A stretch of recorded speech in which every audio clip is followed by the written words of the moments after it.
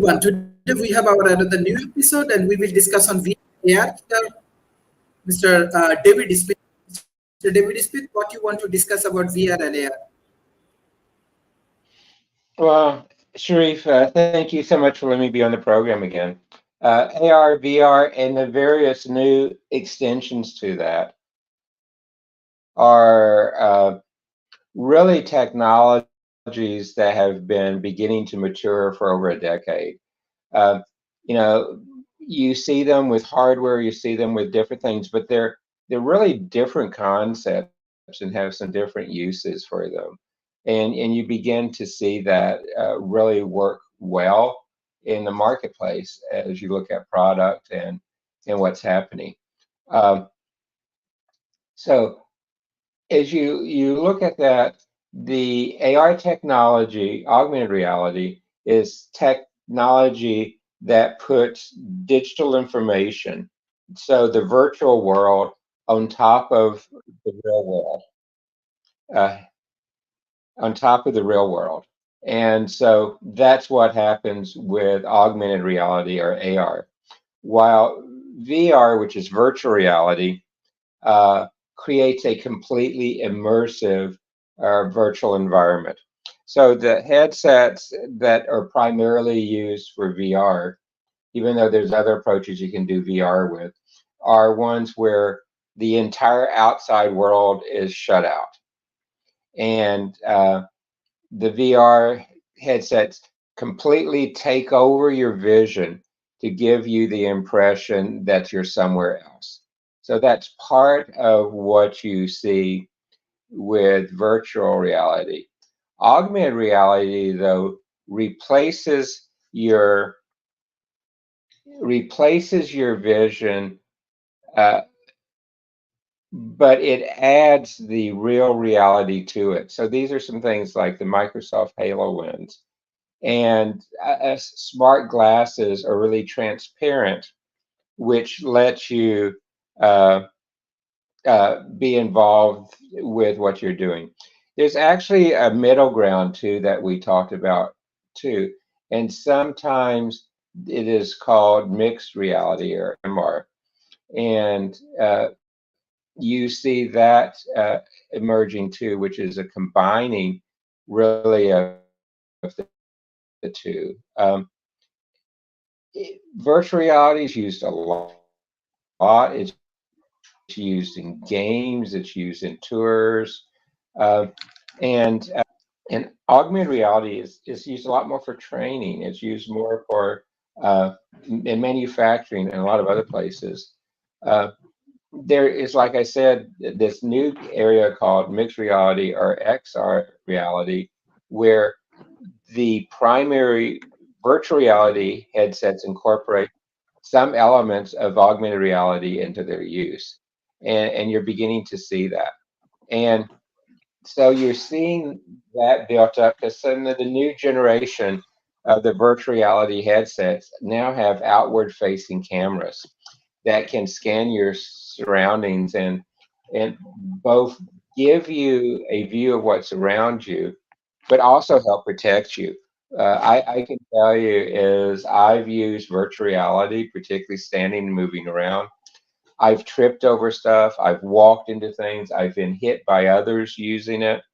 And virtual reality really does take that type of thing to uh, an extreme as you look at it, um, and can be used that way. There is a bright future, though, as you uh, go and see where this is going forward. And particularly as I look at mixed reality or XR reality as well, it anchors virtual objects to some real world objects. So you can interact, but it is not the virtual objects laid over the real world object there. One of the examples, Dr. Sharif, that I've used on your programs in the past is I think many of your viewers know I live in Austin, Texas, the United States. And Elon Musk's Tesla largest factory, his Gigafactory, is down the toll road from me. And while it was being constructed, a lot of the people, particularly electricians, and particularly some of the plumbers putting in pneumatic air and things to use, uh, used augmented reality to where they could take the blueprints and overlay the blueprints on top of the wall to see exactly where to put the outlets, to see where to put the compressed air lines, to see where to put the vacuum lines, to see where to put the precision power that was needed for both the R&D process and the manufacturing process. And it tremendously sped up the process, and it even sped up the permitting, so the regulatory process of building that factory. Um, you know, the technology is such that you see so many different ones. We're also seeing really immersive videos coming out that are now then you can both use the headset, and there are immersive rooms that are built where virtual reality technology can be used to actually, I love the term, walk through the data. Uh, the early users for the immersive rooms was the oil and gas industry, where they would take the output from the seismic and the modeling things and use it to go and try to discover where deposits are and where to really drill and look at the resources. And that's really part of what you see there as you're going forward. And you see that technology is changing and it's going forward. I love the new Halo lenses, and I've used them some as I've looked at some of it, and it works really pretty well as you're looking at how to work in the future. Uh, but you see the pieces, you see them beginning to use the as we talk about uh, the future of entrepreneurship and things on your program, uh, Dr. Shree, the technologies are still ripe for innovation there. And there is the line between augmented reality and virtual reality, and it won't be going away fully anytime soon, but it's going to become less defined as mixed reality and extended reality become a bigger factor among the headsets. You know, the outward facing cameras, the environmental scanning technology will improve over time, and you'll begin to see it. Uh, the line probably will continue to increase. But the problem I see going forward is for you to do that and for you to have that mixed reality, you have to have processing requirements in the headset and at the headset. And so the processing requirements, the display technology, and how to power them and how to transmit data to and from them are still one of the limiting factors that you're going to have there. The other factor, particularly in mixed reality and some in augmented reality, is still cybersecurity, privacy. All of those things are going to be challenges as we try to see where this technology can go and what it can be used for. And I think, Sharif, that might be my first initial comments.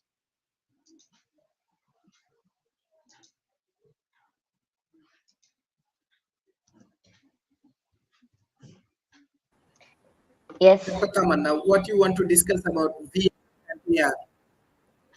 yes. AR AR basically is um, used as a real world setting, while VR is completely virtual.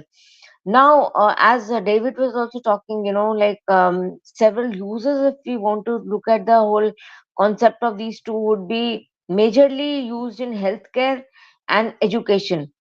These two areas are prime areas where the whole structure of AR, VR, and this thing can be used.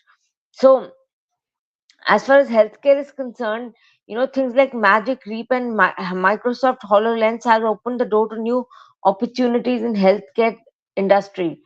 These immense visual technologies which combine virtual and real environments are also known as extended reality technologies. Now, you know, I mean, so for example, in education, for example, people can be shown different cultures, sitting in their classrooms, for example. They would be shown, for example, if I haven't been, the children haven't been, students haven't been to China, or they haven't been to Morocco. They would be shown the whole structure in a way that they can unravel the mysteries of cultural differences in the whole concept.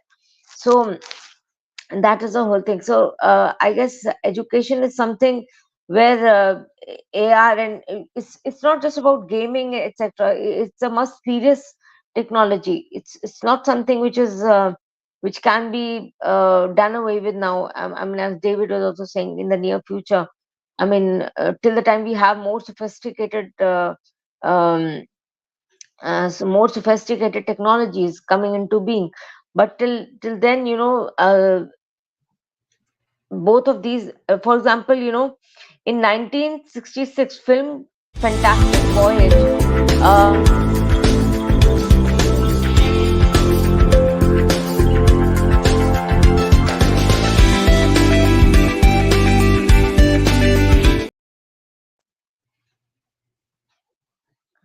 yeah. So in 1966, the film Fantastic Voyage, a submarine and its crew shrink to the size of human cell to ride through the bloodstream of a scientist and remove a blood clot in his brain. An imaginative tale of science fiction, though it turned out to be true. So, for example, in the cinemas also, this new technology can help a lot, and it can guide your way to, in 1966, if you have such a movie, we also had, for example, in the 80s, George Wells' seminal work, in which he talks about the fact that the big brother is watching. So the big brother was watching because they had the technology to watch every single the whole of every single action of the fugitive. So I mean, the book was written during the 1940s, I guess, and now we can see, AI dealing with these concepts. The governments, for example, having total know-how of what their citizens are doing, which is against the right to privacy of people, for sure. And the more the technology develops, the more the right to privacy is going to be lessened. So people need to, I guess there has to be some kind of um, way out of this thing, so that uh, I mean, privacy is something which has to be, it's only the people in power who know how privacy is violated. So for example, in China, I mean, I was watching something the other day on the TV, and they were showing that how uh, during the COVID period, everything was being monitored by the Chinese government. So it's not that China is only doing it, America, everybody is doing that in a very crucial way. So we have to see how much augmented reality and virtual reality are going to affect the ways of uh, ways of people and the citizenry. So yeah, thank you.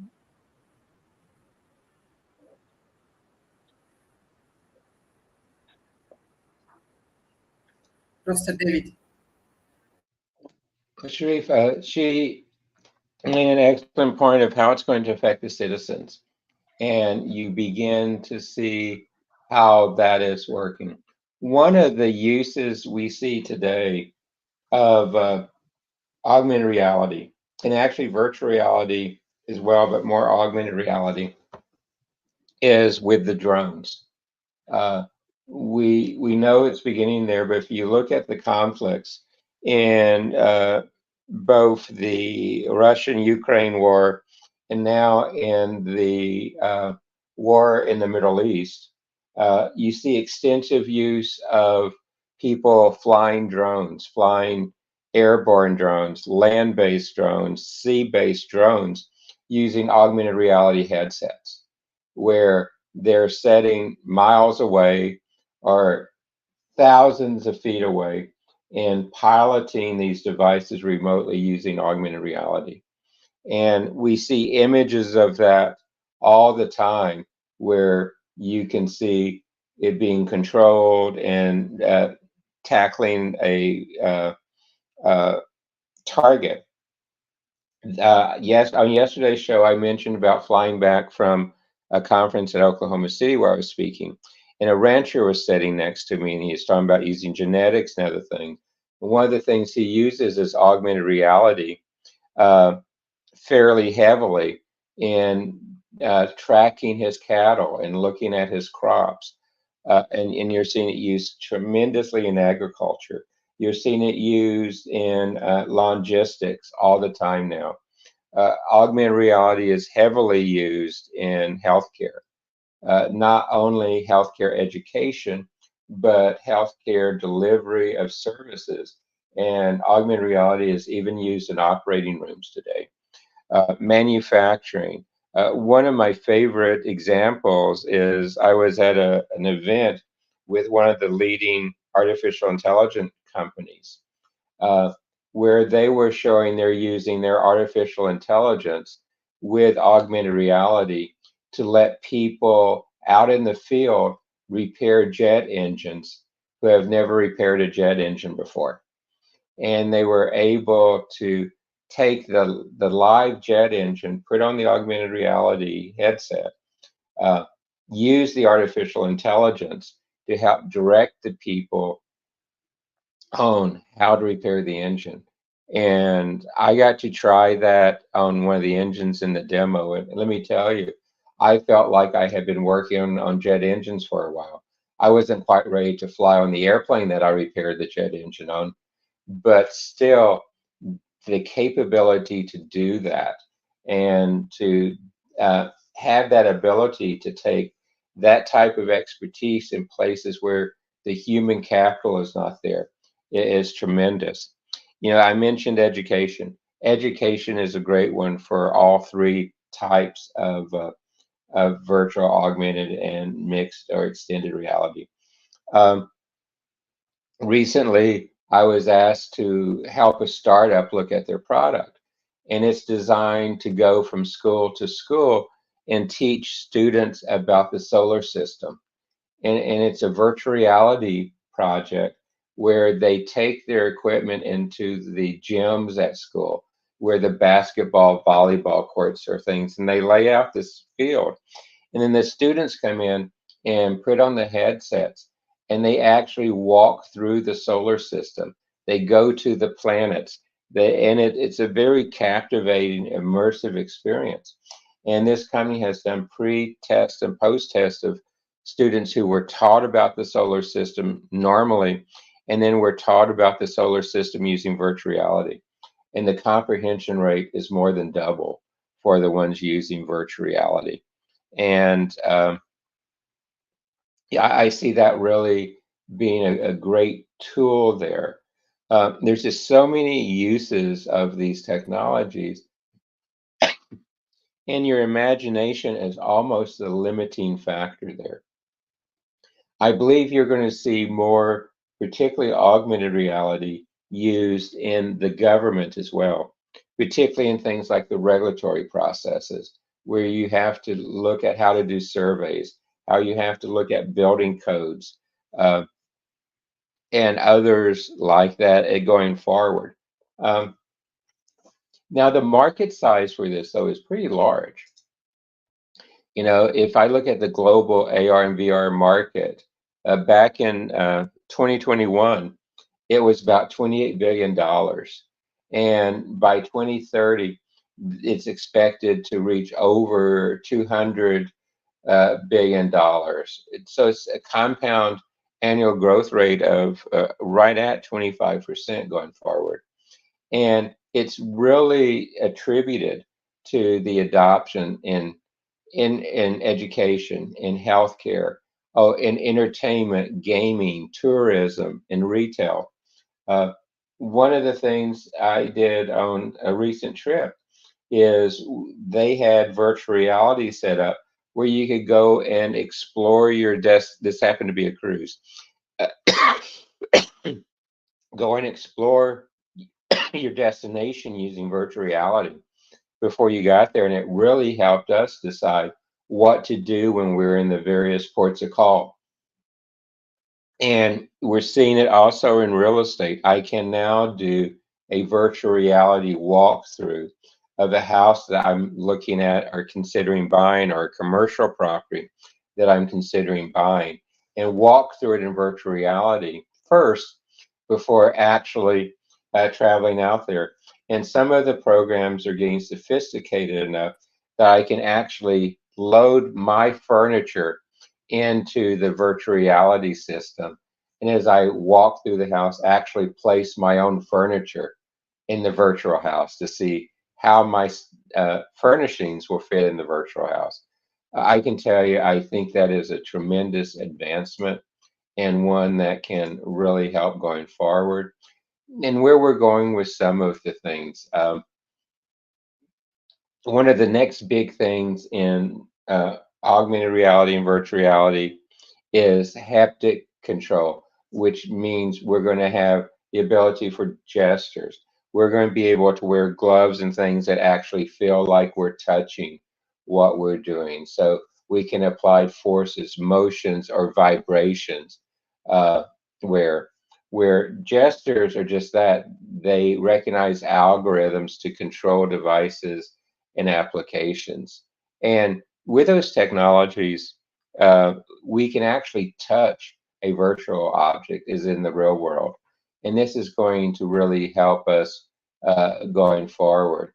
Um, you begin to look forward, one of the biggest growth areas in the future will be more of the augmented reality and the mixed reality.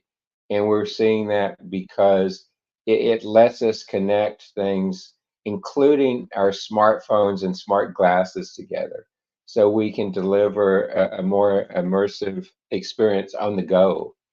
And we're going to see it increasingly used in manufacturing assembly, particularly since there is a global shortage of people to do manufacturing. You're going to also see it used increasingly in healthcare, because there is globally, again, a shortage of doctors, particularly as I begin to look at the rural environment. Uh, and it will be used to help people who are trained more as medical technicians or nurse practitioners actually do the things that doctors traditionally have done. This area, you're also going to see a growth in hardware and new headsets coming out all the time. And that's going to be a driver to grow this market fairly rapidly. And one where, once again, Sharif, there's a lot of opportunity. There's a lot of opportunity to generate content, particularly for virtual reality. Uh, the to create new applications, new games, and to advance the hardware.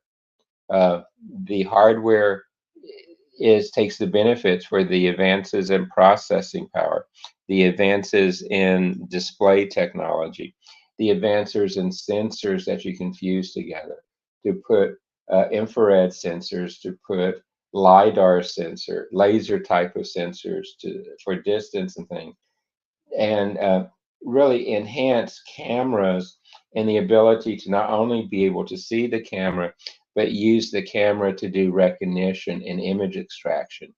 One of the early programs I've seen using the camera on some of these lets me identify people's faces and gives me their entire background as they're walking up to me, so that I not only have their name, but I have a lot of the things that can be collected using artificial intelligence and display.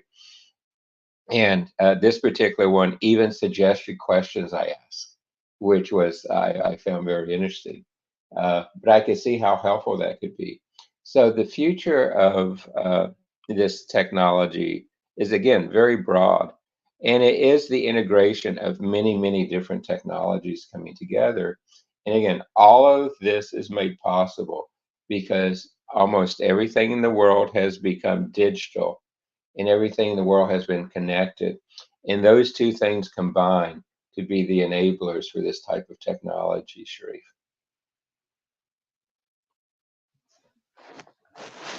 Yeah. I guess I mean, as much as the technology develops, so are the dangers of it.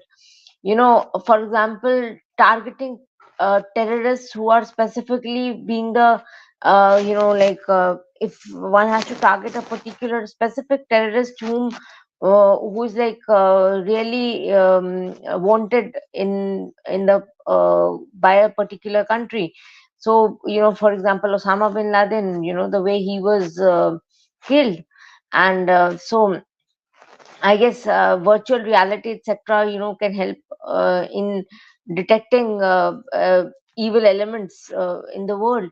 And also, secondly, as far as the space tourism is concerned, it can virtual reality technologies have given rise to new breed of space travel, which you might not leave the Earth, but you still can experience the whole the concept.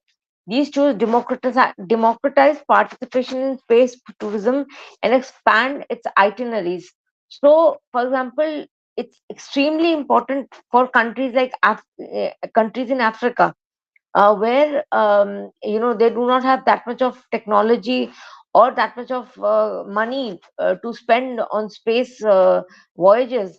So, take borrowing technologies from countries developing world, for example, countries like India would be more than happy to help everybody, because after all, everybody has to have uh, like, if all the brains come together, can we have a better world? Only just few brains working together cannot bring a better world. So most of the Africa is untouched by these kind of things. I mean, I had people I knew, and they could not even access internet. So how can they access these technologies? So that's another problem which we have to see, how.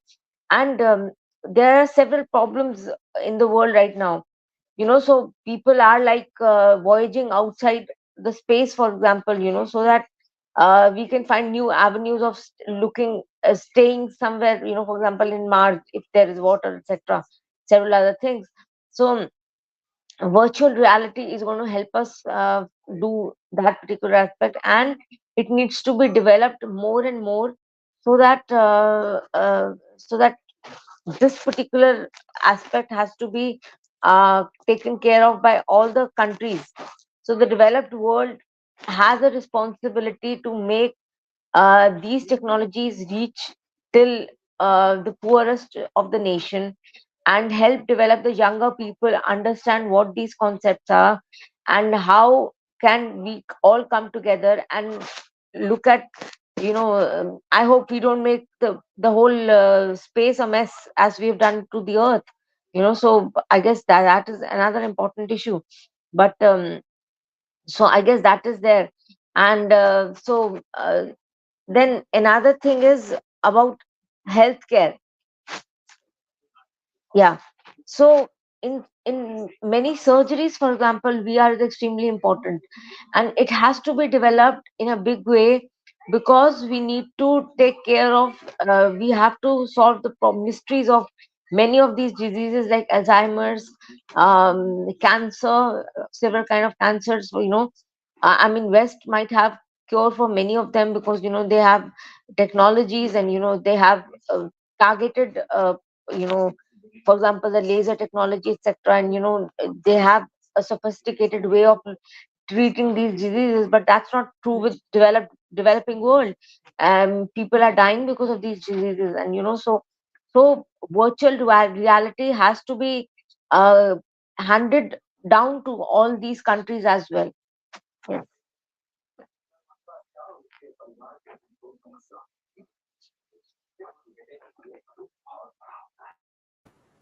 Mr. David Smith. The ability to scale is, as she mentioned, one of the big challenges. And it's limited by in many instances, the local infrastructure. And the local infrastructure and bandwidth and reliable bandwidth is one that can be addressed. What impressed me with the school application of teaching the solar system to me was they were able to take the computer processing power and put it in a small suitcase. And then the virtual reality headsets in a couple of other suitcases. And it was small enough to transport anywhere in the world where there were not technology restrictions against the technologies that were involved. And the advances in particularly graphical processing units, the GPUs, and the concept of morphological computing have really helped advance the scalability of this technology. And by doing that, it's also, as she mentioned, it's going to help lower the cost to make this technology available to more and more people globally. Also, with the growth of conversational generative AI, it will make the ability to translate into multiple languages on the fly in real time or near real time much easier for us to bring it to that global marketplace she mentioned, and particularly in areas like education and in healthcare and in manufacturing. We're going to see these pick up very, very rapidly. I want to go back to one of my other examples earlier of the tourism industry. I was thinking of going to the northern part of the United States and look at one of the big waterfalls there, which I've never been there. And in looking at where to go, where to stay, I found a online virtual reality view of it. And I was able to actually see it, scan around it, do a 360-degree view of it. And it was really exciting. And one which we can see happening. Now, as she was talking about it, the other thing is that virtual reality usually requires a headset. It requires an immersive room. Mixed reality usually requires a headset.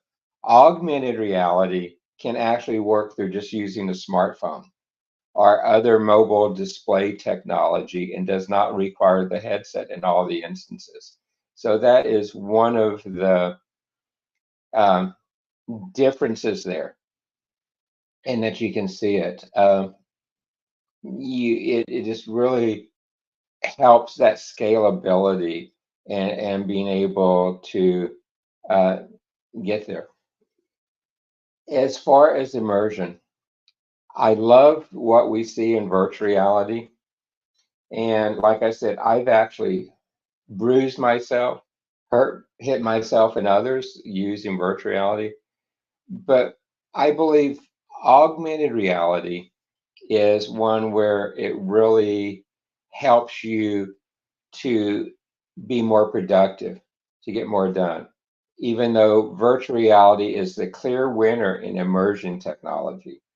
And particularly if I'm doing simulations, if I'm doing gaming, virtual reality is the way to go.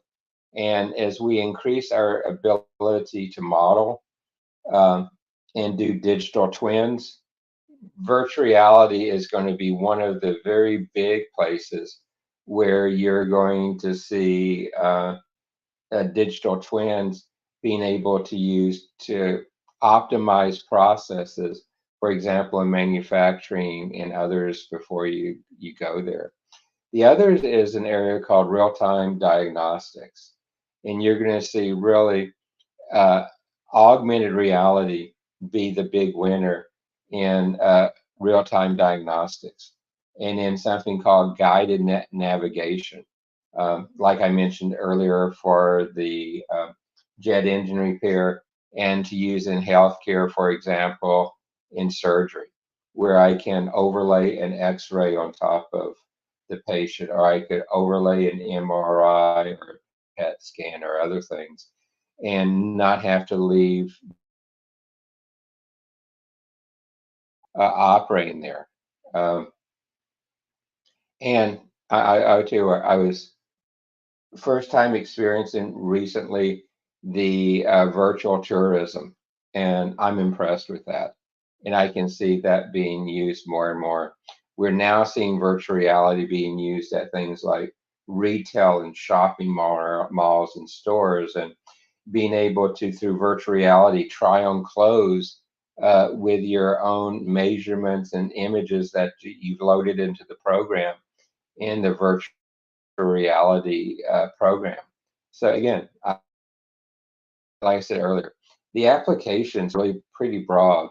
And Dr. Sharif, from your parts of the world, I can see some really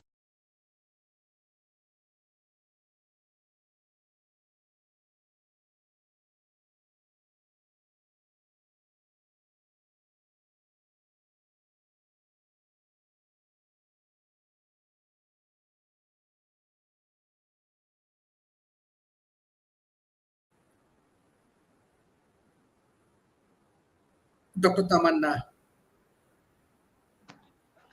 Yes.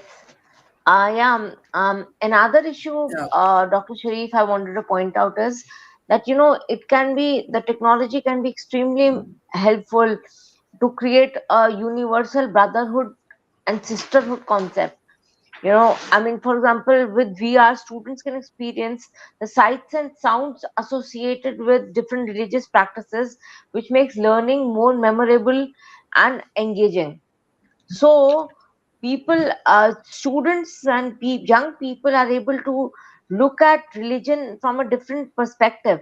They are able to understand, for example, for what Buddhism is all about, and what is their culture, etc. For example, um a VR MMO church is a spiritual community that exists entirely in metaverse to celebrate God's love for the world. It can be anywhere, anytime for people.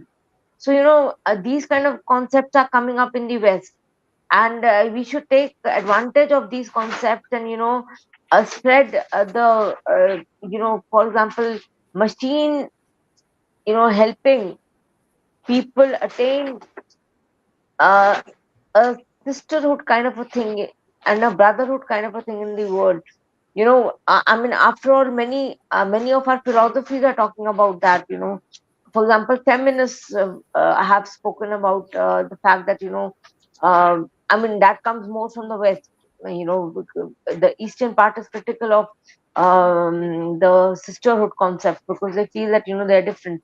But I personally feel that sisterhood is extremely important, and brotherhood, as in when you use the word brotherhood, I felt it was excluding sisters, so that's why I used both the words. But as far as brotherhood is concerned, it's going to help lessen the wars. I guess that's a challenge of current civilization, current world, that, we need people, we need technologies which can not promote war but also promote peace. So we have to have these technologies in a way which promote peace, and not we are not supposed to feed the robots the same kind of hatred which the humans have.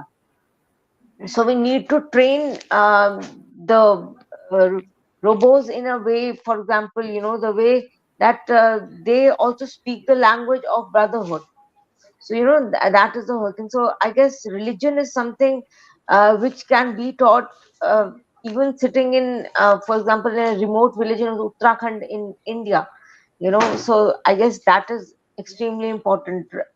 Currently, what we need, we are almost at the threshold of a third world war. So much of enmity between nations, people, countries getting divided into camps. and clear cut camps are being drawn now.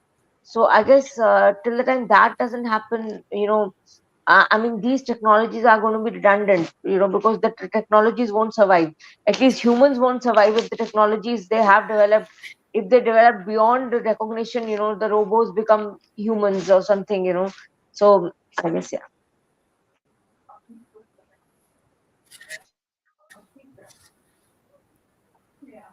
Thank you. Dr. David Smith, what's your closing for today's session? Sharif, as we've talked before, uh, this technology is one that can be used in almost any industry. It can be used in almost any part of the world.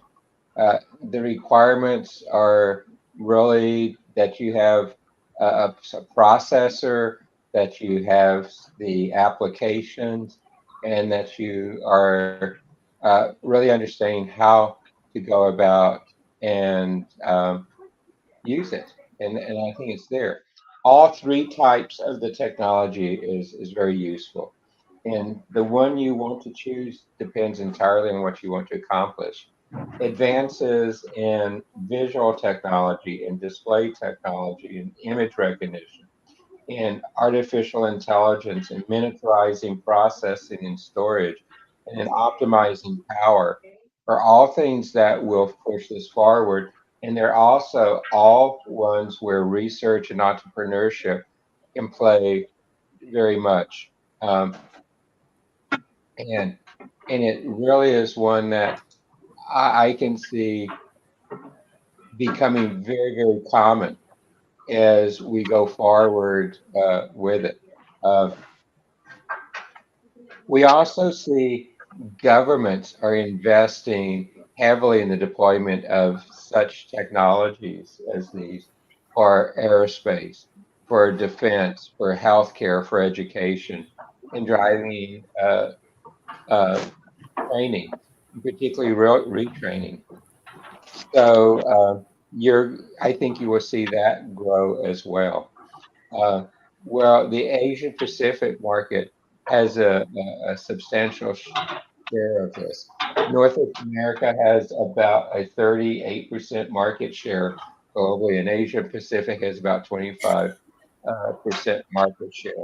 I can particularly see the Asian Pacific region uh, even growing faster and faster in the years to come.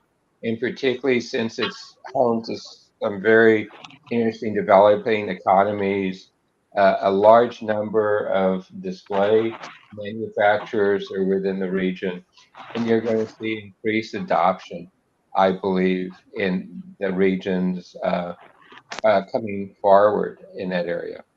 And there's just, again, it's made up of so many different types and components and in so many different industries that there's going to be, as I said, really great opportunity there.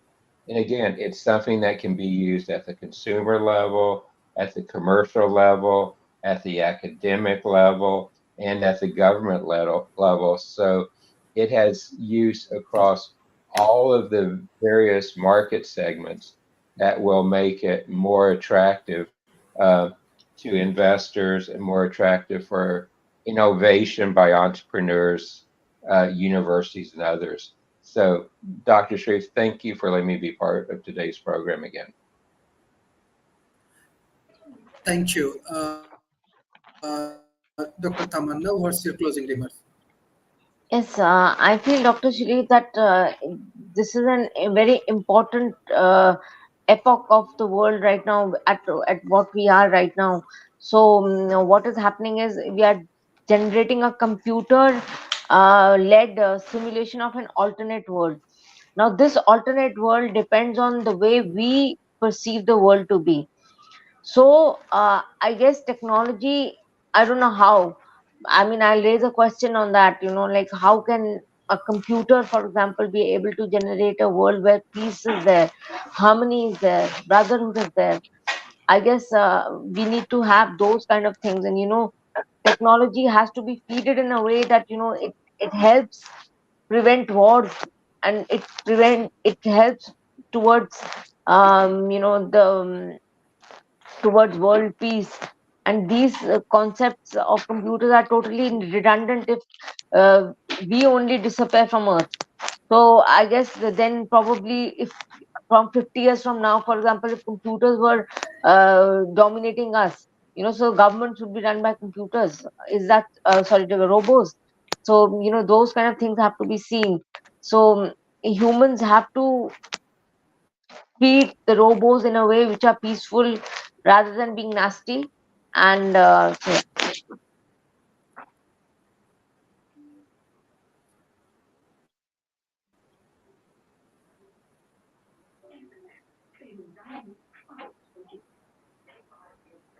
Thank you. Thank you. Thank you, everyone. This is an excellent discussion. I request all of our audience please share our content as much as possible. Thank you, Mr. David Smith, and thank you, Dr. Tamanna. Thank you. Bye bye, and take care.